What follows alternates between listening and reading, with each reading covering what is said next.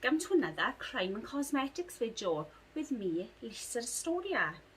If you're new here, then welcome, and if you're still coming back every week, then thank you very much. If you are new here, then I'm going to explain to you what this video is going to be about. Usually every Sunday I upload a video about crime, true crime, like murders, serial killers, anything to do with true crime. And whilst I tell the story, I use cosmetics to make myself look pretty.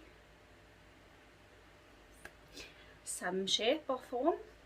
I love makeup and I'm obsessed with true crime, so this is why I do these videos for you. This is on usually my Psycho Sunday, but I've had a lot going on this week, so I wasn't able to upload for Sunday. But here I am now, so better late than never. Before I get into the story, I just want to put a quick disclaimer up to say that this video will include crime scenes, real crime scenes, and there will be gruesome photos. Very gruesome photos in this one actually. Well, in all mine, they're all gruesome. So it won't be suitable for younger viewers. This video is about a guy named Ed Gein. Very strange individual, quite comical on times. If you can class comical with being a serial killer.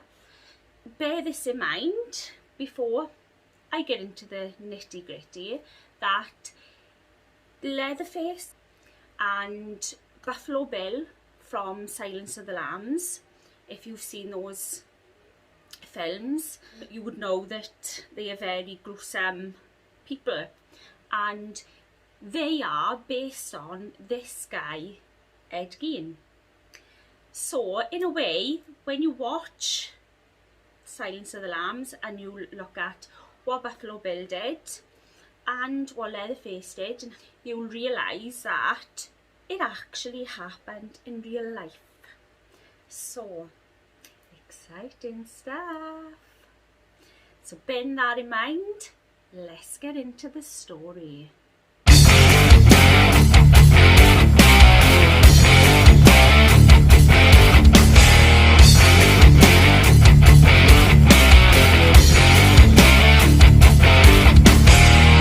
November 17th, 1957, police arrived at Ed Gein's ramshackled farmhouse. If you ever wanted to have a Halloween party, that would be a great place for it. It was a spooky house out in the edge of town, and it was dark, and there wasn't a sign of life there.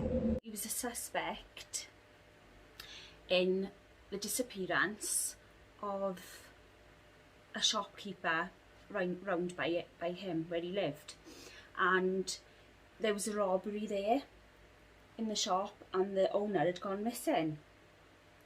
There was blood all over the floor, and they started to investigate what might have possibly happened to her.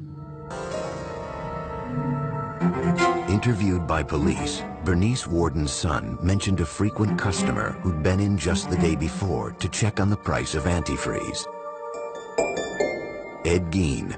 And when they'd check the shop and check the tills or whatever they did in them days to keep track of like groceries and stuff and customers, he was the last customer to be seen in the shop.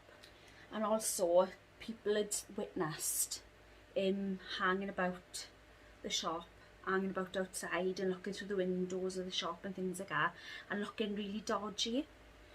When they went inside the farmhouse, there was rotten food and junk everywhere and mess all over kitchen work surfaces and cupboards. It was just absolute chaos right through the house.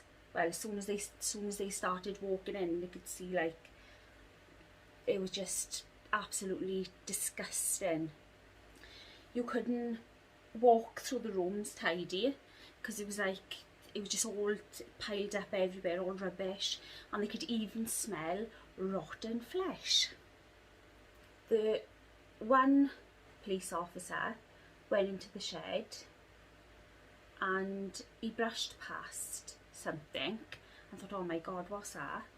And when he looked, it was a human corpse just dangling upside down. It's been decapitated, so it had no head, but it was dangling upside down from his legs. It'd been slit from the private parts straight down right through the body and gutted, so all the insides had been taken out. First of all, the police officer thought that it was a deer, because they said that deer hunting was like really familiar in that time of year. It was a lot of deer hunting going on.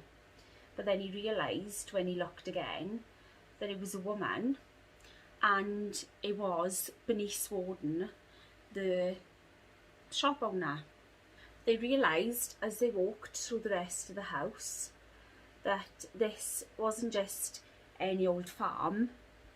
It was in fact a slaughterhouse of not just animals but humans.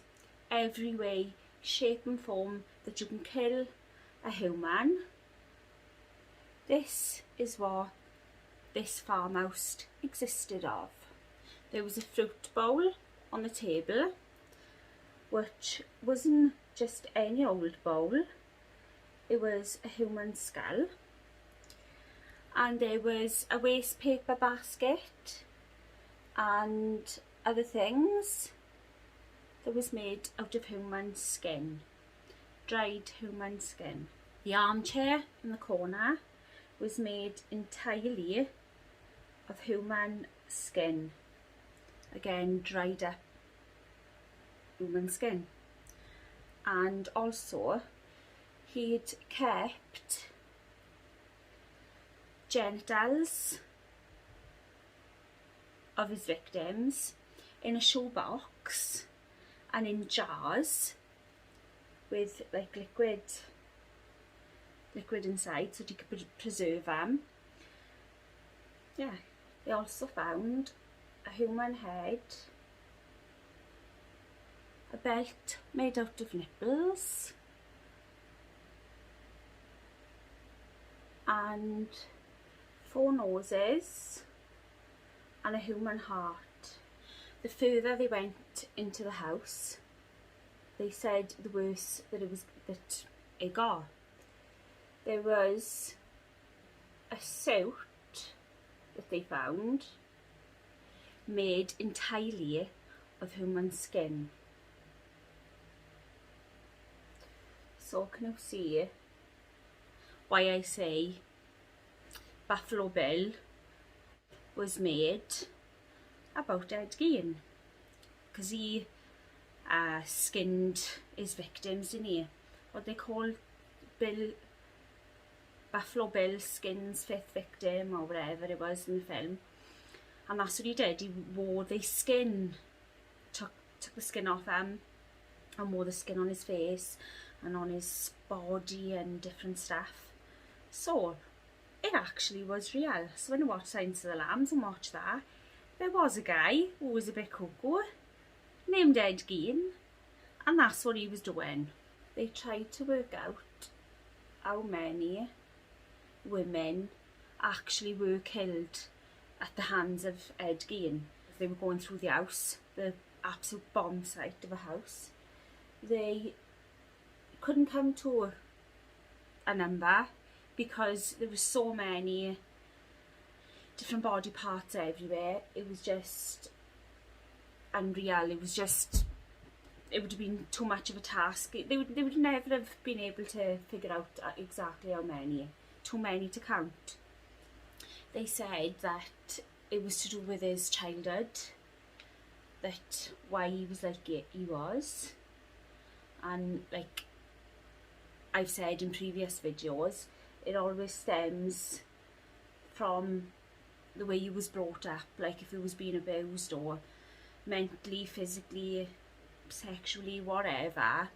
Not that everybody who gets abused ends up being a serial killer, but the majority of serial killers, 99.9 or whatever, they have got bad upbringings, and that's what makes them do these things, or will adds to the person that they become.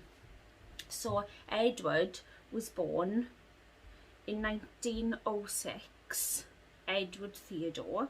He was born to Augusta and George Gein, that was his mother and father's name, Wisconsin.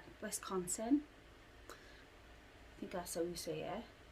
He had a brother who was 7 years older than him. His name was Henry.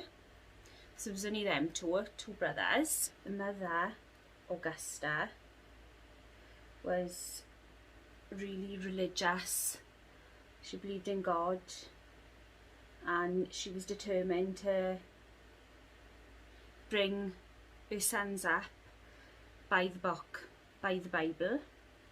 She'd make them sit with her every night, the two little boys, Ed Gein and his brother.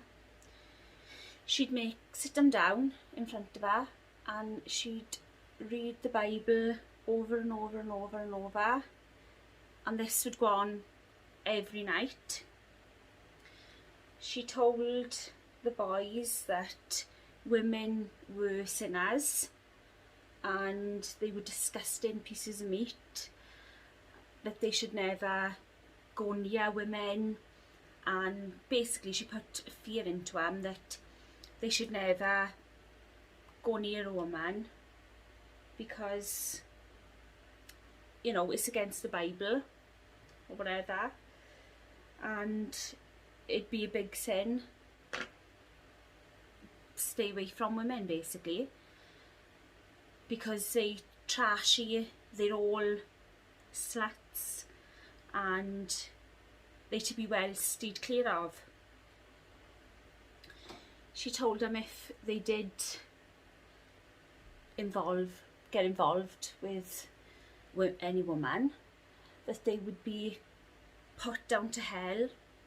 So they were really frightened of having anything to do with women. She was a really domineering woman, hard, harsh woman, and she forced her beliefs upon her husband and her two children. Where they lived in Plainfield, it was just a farmhouse, which was the same farmhouse which they found all Ed Gein's gruesome ornaments. The mother, Augustine, she chose to live there so that it was away from any outsiders. It was like nearly half a mile from the first neighbour. So she tried isolating the boys. Well, she did do it. She isolated them all from any potential sins that they could come across with having to bother with anybody. Their mother would let them go to school, but only now and again. It wouldn't be every day. And if Ed made any friends and come home and said that he'd made friends or he liked somebody, he would get scolded for that and he'd get punished. So he wasn't allowed to speak to anybody or bother with anybody. She always said to him that they'd never make anything of themselves in the world, that they'd always be losers like the father, because she often said that the father was no good and waste of space, couldn't provide for his kids. This is why the father never had a job, he was always the mother. And she'd always say to him basically that they were like their father and they were useless, and they were told her every day of their life.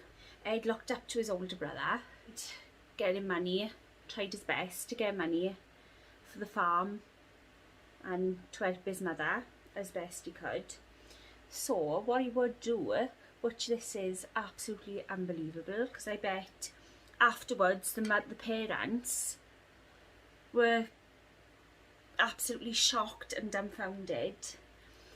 He was a babysitter. He used to babysit children and play with them, and all the kids that he used to bring in and babysit thought that he was absolutely amazing. In 1940, when Ed was 34, his father died of a heart attack. Now it was just Ed, mother, and older brother Henry. His brother took a disliking to his mother, obviously, because what she was putting him through, and he would stand up for himself and stick up for himself and attack his mother verbally. And Ed didn't like this. He hated the fact that he was so nasty to his mother, because Ed thought his mother was the be-all and end-all of everything, and he really looked up to his mother. In 1944, Ed's brother went missing, and it was later found out that Ed had killed him. Ed Gein had phoned the police to report his brother missing. They said that they were fighting bushfires or something, and he'd lost sight of his brother in the distance behind the fires.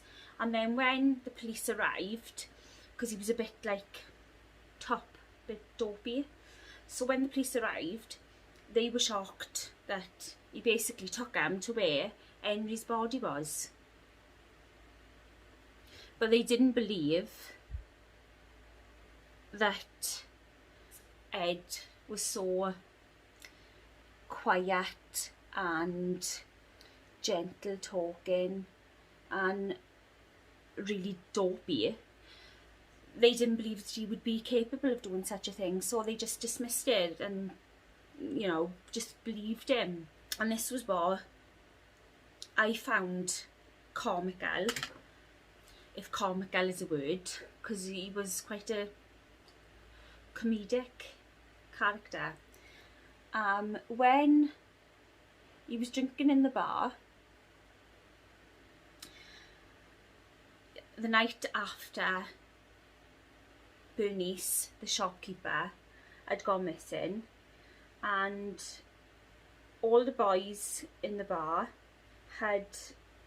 were talking about what had happened to Bernice, and he said to him, "Oh yeah, she's in my house." He said, "I've killed her, she's in my house." And they were like, "Oh yeah, right, oh yeah, whatever, like Ed, cuckoo Ed's off again." And he was saying the truth, but they didn't believe him because he was so dopey, and they just laughed it off. That's how he got away with all these killings he done, because nobody believed he could do it. Nobody thought he was capable. They thought he was that dopey that he wouldn't be able to do anything like that. On December 29th, 1945, Ed Gein's mother was found dead after quite a few strokes, and this devastated Ed, because he said that his mother was his one true love and his only friend in the world. So he was absolutely devastated. He shut off all the upstairs area in the farmhouse so that he couldn't be reminded of his mother, because his mother would spend time in her room and upstairs, and he continued to just live downstairs. He told the police that's when all his killings started. And he would also, because he was obsessed with women and intrigued with how strong they could be, overpowering other people, because that's what he thought, didn't he? Because that's what his mother was doing. He would read obituaries in the local newspaper and find out when recent deaths of women had occurred, and he would go out and he would dig the graves up and he would take the bodies out of the graves, take them back to his house, or take body parts back to his house, take the skins off the bodies. He would also read books on how to preserve human remains, and he would read Nazi books and books on how to keep body parts for a long time and how to shrink heads and different things like that.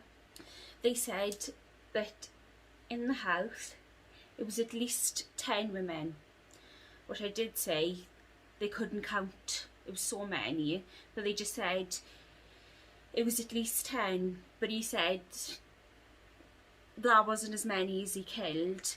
Some of them was from the grave robberies that he done. He later spent 30 days in a mental institute, and he was assessed for his mental health after the 30 days, and they said that he was unable to go to trial and be tried for a first degree murder, so he was just committed to a hospital, a mental hospital, and that's where he spent the rest of his days. So very interesting story, very strange and weird.